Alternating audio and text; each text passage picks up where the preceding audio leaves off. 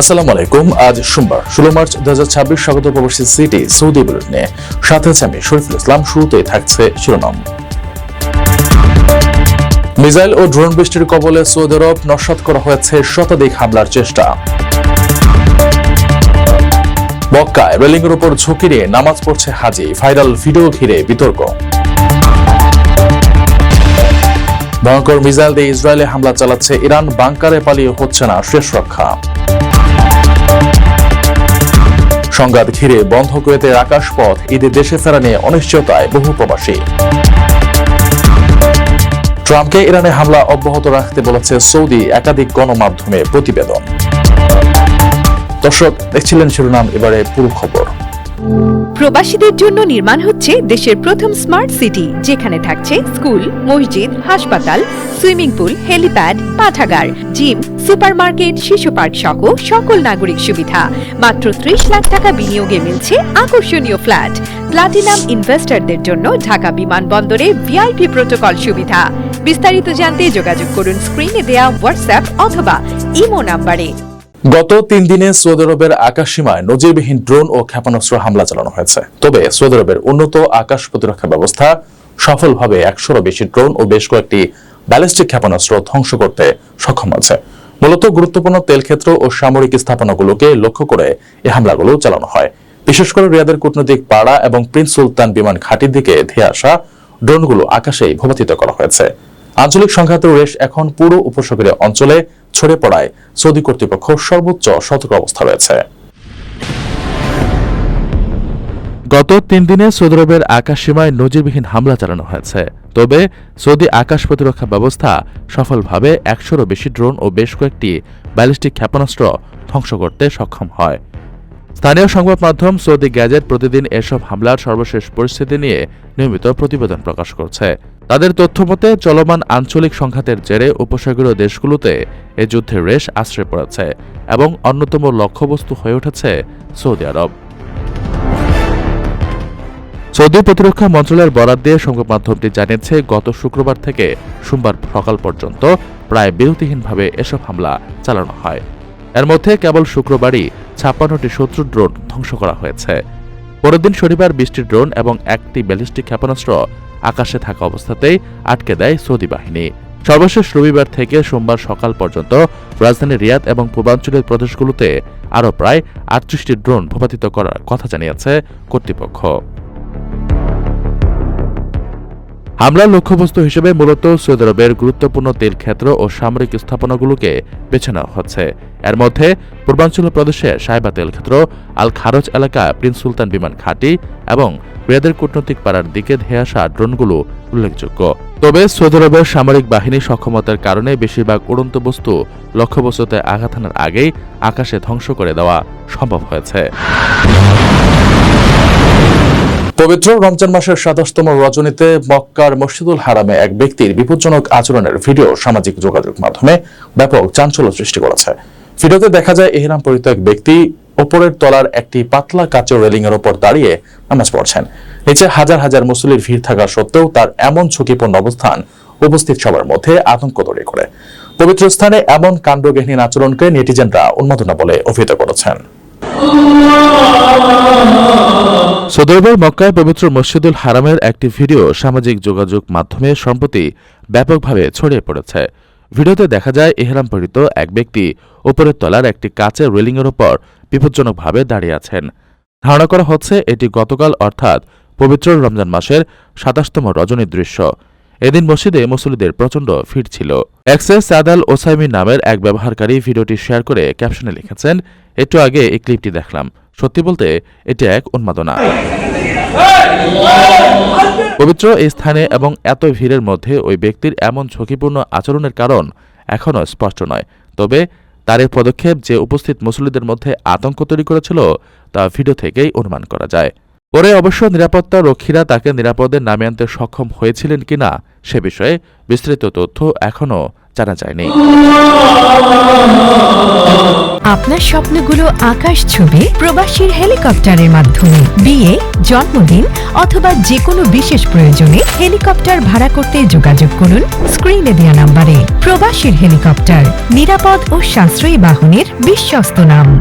ইরানের ইসলামী বিপ্লবী guard corps Israeli লক্ষ্যবস্তুতে প্রথমবারের মতো শক্তিশালী সেজিল ক্ষেপণাস্ত্র দিয়ে হামলা চালানোর দাবি করেছে। গত 28 ফেব্রুয়ারি যুদ্ধ শুরু হওয়ার পর তেহরান এই প্রথম শব্দের চেয়েও 13 গুণ দ্রুতগতি সম্পন্ন এই কৌশলগত ক্ষেপণাস্ত্র ব্যবহার করল। এই হামলায় অন্তত 69 জন ইসরায়েলি আহত হয়েছেন বলে জানা গেছে। বিশ্লেষকদের মতে 2000 কিলোমিটারও বেশি পাল্লার এই ক্ষেপণাস্ত্র ভারত মহাসাগর ও ভূমধ্যসাগর পর্যন্ত আঘাত হানতে সক্ষম। ইরানের ইসলামী বিপ্লবী গার্ড কোর রোববার ইসরায়েলি লক্ষ্যবস্তুতে সেজিল ক্ষেপণাস্ত্র দিয়ে হামলা চালানোর দাবি করেছে। ইরানের আধা সরকারি তাসনিম নিউজ বলছে, ইরানে গত 28 ফেব্রুয়ারি যুক্তরাষ্ট্র ইসরায়েলের আগ্রাসন শুরুর পর তেহরান প্রথমবার এই কৌশলগত সলিড ফিল্ড সেজিল ক্ষেপণাস্ত্র ব্যবহার করল। হামলায় 69 জন ইসরায়েলি আহত হন বলে জানায় ইসরায়েলের জরুরি পরিষেবা সংস্থা। আল জাজিরার প্রতিবেদনে বলা হয়, এই ক্ষেপণাস্ত্রের আনুমানিক সীমা 2000 থেকে 2500 কিলোমিটার। এর গতি শব্দের চেয়ে 13 গুণ বেশি। দ্য ন্যাশনাল ইন্টারেস্ট ম্যাগাজিনের তথ্যমতে এই ক্ষেপণাস্ত্র অন্যান্য লক্ষ্যবস্তুর পাশাপাশি ভারত মহাসাগর ও ভূমধ্যসাগরের বিস্তৃত অঞ্চলে আঘাত হানতে সক্ষম। এদিকে ইরানের সঙ্গে গত 28 ফেব্রুয়ারি যুদ্ধ শুরুর পর এখন পর্যন্ত 15 ইসরায়েলি নিহত হয়েছেন। এছাড়া ইসরায়েলের জরুরি পরিষেবা সংস্থার তথ্য অনুযায়ী ইরানের সঙ্গে চলমান সংঘাতে 900 জনেরও বেশি ইসরায়েলি আহত হয়েছেন। তাদের মধ্যে 5 জন গুরুতর আহত। কুয়েতের আকাশপথ বন্ধ থাকায় আসন্ন ঈদ উল ফিতরে দেশে ফেরা নিয়ে চরম অনিশ্চয়তায় পড়েছেন হাজারো প্রবাসী বাংলাদেশি। যুদ্ধকালীন পরিস্থিতির কারণে উড্ডয়ন নিষেধাজ্ঞা থাকায় বাধ্য হয়ে প্রবাসীরা বিকল্প হিসেবে স্থলপথে সৌদি আরব হয়ে দেশে ফেরার চেষ্টা করছেন। কুয়েত সিটি থেকে সড়ক পথে সৌদি আরবের হাফর আল বাতিন বিমানবন্দরে পৌঁছাতে দীর্ঘ সময় লাগছে এবং সীমান্ত যাত্রীদের প্রচন্ড ভিড় তৈরি হয়েছে। বিশেষ করে ওমরা ভিসাধারীদের 3 এপ্রিলের মধ্যে সৌদিতে প্রবেশের বাধ্যবাধকতা থাকায় ভোগান্তি আরও বেড়েছে। কুয়েতের আকাশপথ বন্ধ থাকায় আসন্ন ঈদ উল ফিতরে দেশে ফেরা নিয়ে চরম অনিশ্চয়তায় পড়েছেন হাজারো প্রবাসী বাংলাদেশি। যুদ্ধকালীন পরিস্থিতির কারণে আকাশপথে চলাচলে এই নিষেধাজ্ঞা দেওয়া হয়েছে। ফলে বাধ্য হয়ে বিকল্প হিসেবে স্থলপথে সৌদি আরব হয়ে দেশে ফেরার চেষ্টা করছেন তারা। একই সঙ্গে ওমরা ভিসাধারীদের আগামী 3 এপ্রিলের মধ্যে সৌদি আরবে প্রবেশের বাধ্যবাধকতা থাকায় স্থল সীমান্তে যাত্রীদের প্রচণ্ড চাপ ও ভিড় তৈরি হয়েছে। কুয়েত সিটি থেকে সড়ক পথে সৌদি আরবের সবচেয়ে কাছের বিমানবন্দর হাফর আল বাতিনের কায়সুমাতে পৌঁছাতে প্রবাসীদের প্রায় 3 ঘণ্টা সময় লাগছে। সীমান্ত পারাপারের আনুষ্ঠানিকতা শেষে এই বিমানবন্দর ব্যবহার করে জেদ্দা, মদিনা বা রিয়াদ হয়ে তারা দেশে ফিরছেন। তবে স্থলপথের এই দীর্ঘ ও কষ্টসাধ্য যাত্রায় সবচেয়ে বেশি ভোগান্তির শিকার হচ্ছেন বয়স্ক, শিশু ও অসুস্থ যাত্রীরা। সীমান্তে দীর্ঘ যানজট অপেক্ষার কারণে তাদের শারীরিক ও মানসিক দুর্ভোগ চরম আকার ধারণ করছে।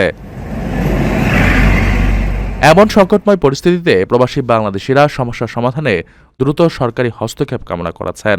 তারা চাইছেন বাংলাদেশ সরকার ও কুয়েতে অবস্থিত বাংলাদেশ দূতাবাস যেন মানবিক দিকটি গুরুত্বের সঙ্গে বিবেচনা করে সৌদি আরবের আল বাতিন বিমানবন্দর থেকে বয়স্ক, শিশু, অসুস্থ যাত্রীদের দেশে ফেরাতে দ্রুত সরাসরি বিশেষ ফ্লাইটের ব্যবস্থা করা হোক। এতে দুর্ভোগ অনেকটাই কমে আসবে।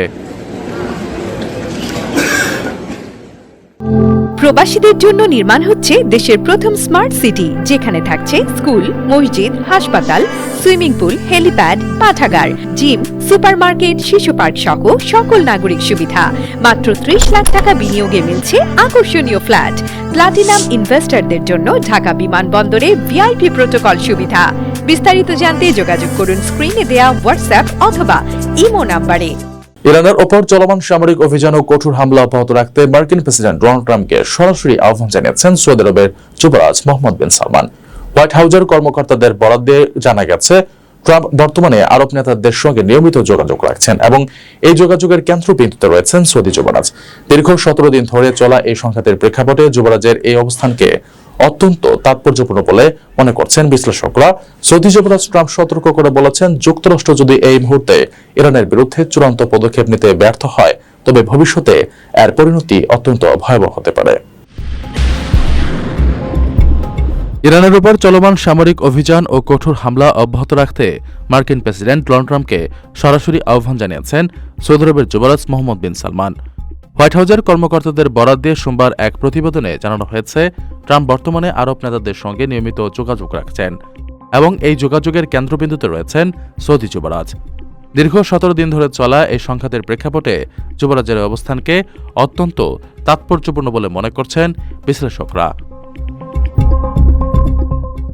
প্রতিবেদনে বলা হয়েছে, সৌদি যুবরাজ ট্রাম্পকে বিশেষভাবে সতর্ক করেছেন। তার মতে, যুক্তরাষ্ট্র যদি এই মুহূর্তে ইরানের বিরুদ্ধে চূড়ান্ত পদক্ষেপ নিতে ব্যর্থ হয়, তবে ভবিষ্যতে এর পরিণতি অত্যন্ত ভয়াবহ ও সুদূরপ্রসারী হতে পারে।